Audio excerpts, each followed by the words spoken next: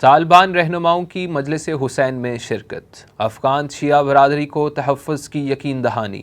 مجلس اعظم میں بیٹھے طالبان رہنماؤں کی تصویر سوشل میڈیا پر وائرل۔ تفصیل جانتے ہیں بو علی حیدر کی اس رپورٹ میں۔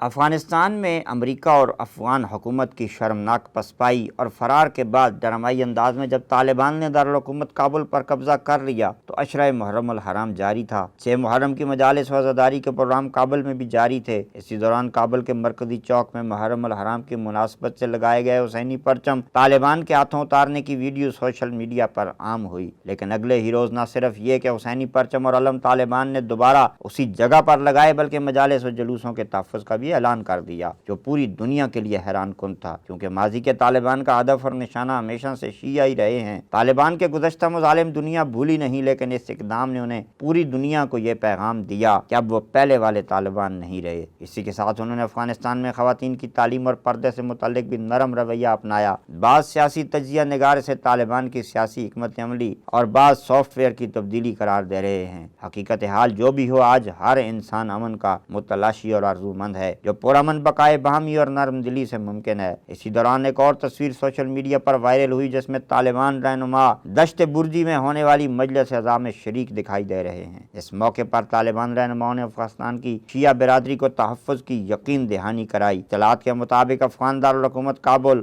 ہرات، مزار شریف سمیت دیگر افغان صوبوں میں محرم الحرام روایتی و مذہبی عقیدت و احترام کے ساتھ منعقد ہو رہا ہے اور مظلوم کربلا نواسۂ رسول الثقلین حضرت امام حسین علیہ السلام اور ان کے اصحاب و انصار کی مظلومانہ شہادت پر پرسہ